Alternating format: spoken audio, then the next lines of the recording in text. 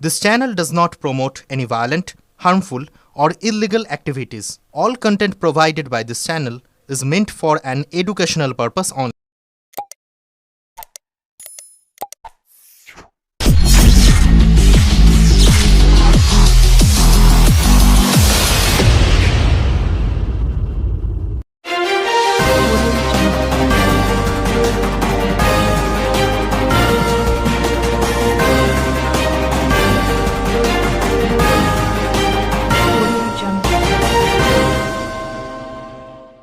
চুঁচুড়ার আরোগ্যে আবাসিকদের সঙ্গে রাখি পূর্ণিমায় সাংসদ রচনা বন্দ্যোপাধ্যায় ভালোবাসার বার্তা।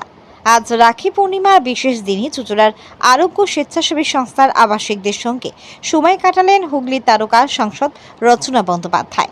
রাখি পরিয়ে ও মিষ্টি খাইয়ে তিনি আবাসিকদের সঙ্গে আনন্দ ভাগ করে নিলেন এবং প্রতিশ্রুতি দিলেন আজ থেকে সবসময় পাশে থাকব চুঁচুড়ার আরোগ্যের। দুপুরে অনুষ্ঠিত এই অনুষ্ঠানে উপস্থিত ছিলেন সাংসদের স্বামী প্রবাল বসু, চুঁচুড়া পৌরসভার প্রধান অমিত রায়, কর্মাধ্যক্ষ নির্মল চক্রবর্তী, জনপ্রতিনিধি শ্যামাপ্রসাদ মুখার্জি, আরোগ্যের প্রধান কর্ণধার ইন্দ্রজিৎ দত্ত এবং তার পরিবার সহ সংস্থার সকল সদস্য। চন্দন ও ফুল দিয়ে সাংসদকে বরণ করে নেন আবাসিকরা। আবেগ ভরা কণ্ঠে সাংসদ বলেন, এখানে এসে মনে হচ্ছে আমি এক ভালোবাসায় ভরা অন্য জগতে চলে এসেছি। এতগুলো বৃদ্ধ বৃদ্ধাদের নিয়ে যে সংস্থা এত সুন্দরভাবে কাজ করছে তারা সত্যি এক মহৎ কাজে ব্রতী। দিদি সবসময় বলে, মানুষের সঙ্গে থেকেও মানুষের জন্য কাজ করো। যখনই ডাকবে সাংসদ হিসেবে নয়, অন্য ভূমিকাতেও আমি আসব। তিনি আরও জানান, আমার থেকে বেশি খুশি হয়েছেন আবাসিকরা। এখানে এত মানুষের একসঙ্গে আনন্দ করা, গান, হাসি, খাওয়া সব মিলিয়ে এক অসাধারণ পরিবেশ। আমার বাবা নেই, কিন্তু মা আছেন। আজ তাকে ভীষণ মনে পড়ছে। বয়স বাড়লে মানুষকে শাসন করেও যত্ন করেও রাখতে হয়। এখানে ৪৪ জন আবাসিক মানে ৪৪ জন বাবা মা, যাদের যত্ন নেওয়া সত্যি বড় ব্যাপার। রচনা বন্দ্যোপাধ্যায় বৃদ্ধাশ্রম সম্পর্কে মানুষের প্রচলিত ধারণা ভাঙার কথাও বলেন। আগে ভাবতাম বৃদ্ধাশ্রম মানেই একাকিত্ব, কিন্তু আরোগ্যে এসে দেখলাম এখানে আবাসিকরা চটজলদি এবং সুন্দরভাবে কাজ করছে। আনন্দে ভরপুর পরিবেশ পেলে বৃদ্ধাশ্রমও হতে পারে সুখ ও শান্তির ঠিকানা। এমন সংস্থা সর্বত্র গড়ে উঠুক। আদির রিপোর্ট, আমার কলকাতা নিউজ। আপনারা একটু হাতটা বাড়িয়ে দিন, উঠে দাঁড়িয়ে, তাহলে ওনার পক্ষেও সুবিধা হবে। আপনারা একটু উঠে দাঁড়িয়ে। শ্যামলীদির কথাতে সত্যি হয়তো আজকে একটা স্বপ্নের দিন। শ্যামলীদি প্রত্যেকের মনের মধ্যে যে নিজে এসে তাদের হাতে রাখি বাঁধে দিচ্ছে। ছবিগুলো একটুখানি পরে তুলবেন, মানে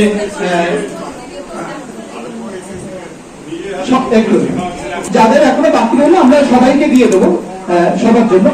এই হাত ওই হাতে নিন।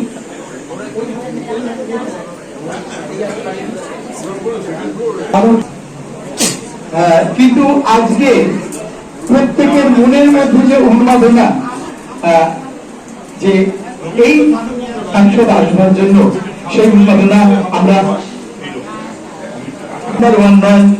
একজন মানুষ নাম্বার ওয়ান এই মুহূর্তে প্রত্যেকের হাতে মিষ্টি ছড়িয়ে দিচ্ছেন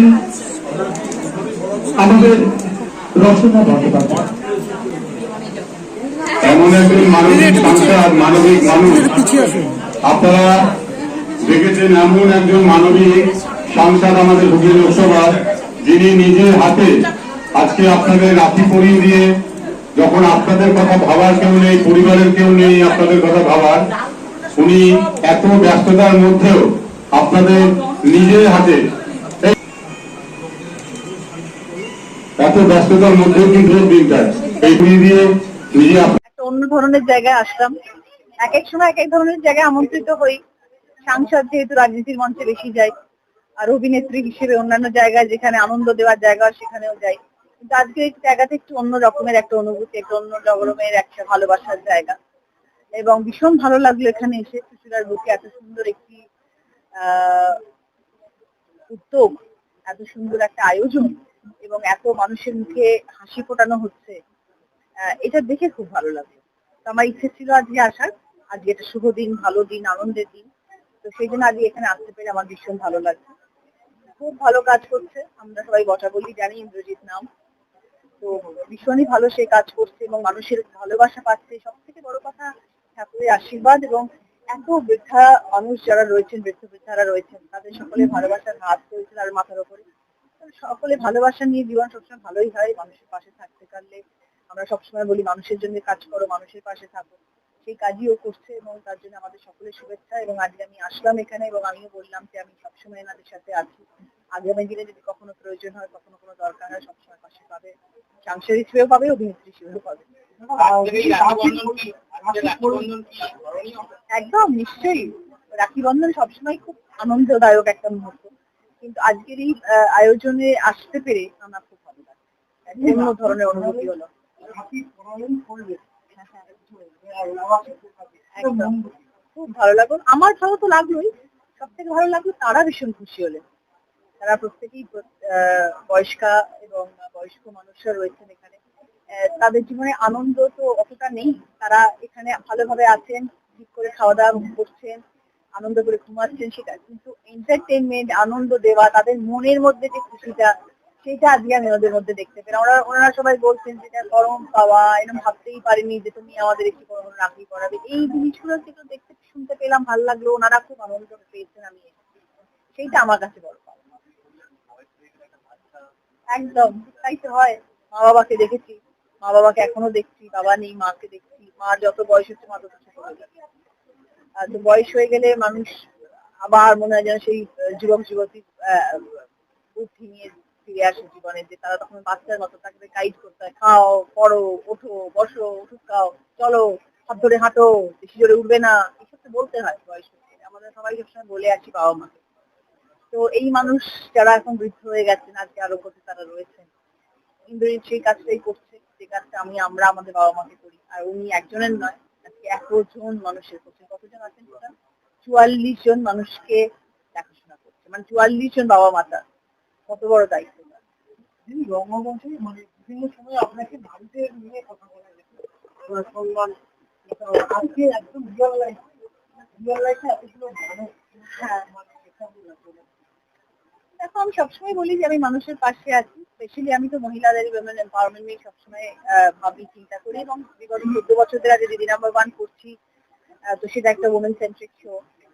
সেখানে মহিলাদের নিয়েই চর্চা হয়, মহিলাদের নিয়েই কথা হয়, মহিলাদেরকেই আনন্দ দেওয়া হয়, মহিলারাই তাদের জীবনের সব কথা কাহিনী এসে আমাদেরকে বলে। তো সেই সেই সেই ক্ষেত্রে তো ডেফিনেটলি আজকে যখন আমি এখানে এলাম, যদিও এখানে পুরুষ মানুষও আছেন, এখানে বৃদ্ধরাও আছেন বৃদ্ধাদের সাথে, কিন্তু যেটা সব থেকে বড় কথা সেটা হচ্ছে যে মহিলাদের জন্য একটা আলাদা সহানুভূতি সবসময় সবার থাকা উচিত সমাজের, পুরুষদের সবসময়। সেটা তারা কমজোর বলে নয়, কিন্তু তাদের ভালোবেসে তাদের পাশে থাকা উচিত। মহিলাদের কোনো কমজোর ভাবা উচিত না। মহিলারা এখন কারণ তাদের এখন পুরুষ শাসিত সমাজ আমরা বলেছি, কিন্তু মহিলারা তাদের সাথে পাল্লা দিয়ে চলছেন, আগামী দিনেও চলবেন।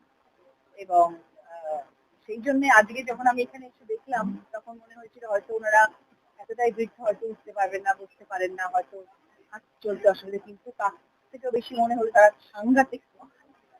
তারা যা দেখলাম সুন্দর, পাটপাট উঠে বসে, পাটপাট বসে হচ্ছে, দারুণ দারুণ দারুণ দারুণ লাগে। আমরা আগে কি হচ্ছে, আগে বৃদ্ধাশ্রমকে একটা মিথ ভাবতাম, বৃদ্ধাশ্রমকে আমরা ভাবতাম যে কেন বৃদ্ধাশ্রম। আমি আজকের দিনে মনে করি একা একটা বাড়িতে থাকার থেকে, যেখানে কেউ দেখার নেই, যেখানে কেউ তোমার খোঁজ খবর নেওয়ার নেই, যেখানে তুমি পড়ে গেলে কেউ তোমার তোলার নেই, যেখানে কেউ বেল বাজলে তোমায় কষ্ট করে উঠে গিয়ে দরজাটা খুলতে হবে, দরজা খোলার কোনো মানুষ নেই, সেই সব মানুষদের জন্য কিন্তু আমরা বলি বৃদ্ধাশ্রম বটে, কিন্তু সেই সব মানুষদের জন্য কিন্তু এরকম ধরনের আরোগ্যের মতন জায়গা কিন্তু খুব খুব দরকার। কারণ সেখানে তারা বন্ধুদের খুঁজে পান, সেখানে তারা এমন এমন মানুষদেরকে খুঁজে পান যাদের উপর নির্ভর করে তাদের আগামী দিনটা চলে, যাদের সঙ্গে তারা আনন্দে দিন কাটাতে পারে। তাই জন্য বৃদ্ধাশ্রম কিন্তু এখন কোনো খারাপ জায়গা নয়, বৃদ্ধাশ্রম কিন্তু এখন আনন্দের জায়গা, মানুষকে সুরক্ষিত রাখার জায়গা, ভালোবাসা দেওয়ার জায়গা। আজকের দিনে বৃদ্ধাশ্রম যারা চালিত করেন, তারা কিন্তু মানুষের উপকার করছেন, বৃদ্ধাদের পাশে দাঁড়াচ্ছেন এবং তাদের জন্য ভেবেই কিন্তু বৃদ্ধাশ্রম চলছে। তো আমার বক্তব্য হচ্ছে সব সব কর্মঠ ছেলে মেয়েদের জন্য আমি বলছি, বার্তা দিচ্ছি, যারা বিদেশে সেটেলড এখন, বাবা মা এখন সবার ঘরে আটকা পড়ে গেছে। আমার মনে হয় তাদের সকলেরই একটা কোনো না কোনো সময় এরকম ধরনের আরোগ্যের মতন একটি আলয়ের মতন জায়গায় এসে যদি তারা থাকে, তারা অনেক সুরক্ষিত থাকবে, তারা অনেক ভালো থাকবে। কারণ তাদের প্রয়োজনীয়তা অনেক কমে যাবে, তাদের দেখাশোনার লোক থাকবে। আমার মনে হয় বৃদ্ধাশ্রম এখন অনেক উন্নত মানের।